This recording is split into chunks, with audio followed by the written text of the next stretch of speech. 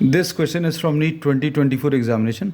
The statement of the problem says a bob is whirled in a horizontal plane by means of a string with an initial speed of omega rpm. Initial speed omega rpm दिया है. The tension in the string is T. अब अगर आप किसी object को एक string से बांधकर हॉरिजॉन्टल सर्कल में रोटेट कर रहे हैं, then the tension in the string which acts towards the centre provides the necessary centripetal force. तो इसमें tension provides the necessary centripetal force. Tension का फार्मूला जो है this will be equal to the centripetal force mv²/r. अब इसमें T is equal to m. v की जगह अभी हम लोग क्या, v will be equal to r into omega.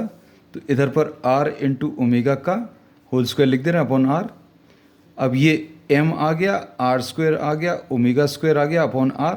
इसमें एक r कैंसिल होगा, तो ये mr ओमेगा². So the tension in the string is providing the necessary centripetal force.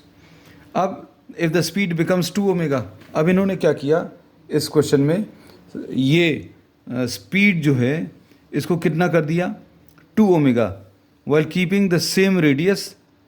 Radius same है, ऑब्जेक्ट भी सेम है.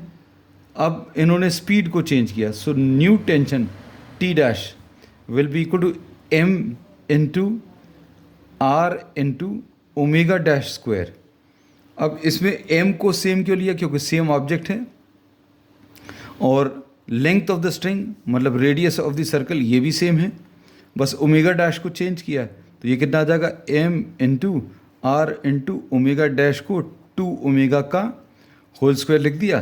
सो this will be m r into 4 ओमेगा², और m इंटू r इंटू ओमेगा². m इंटू r इंटू ओमेगा² को अभी हम लोग t लिख सकते हैं.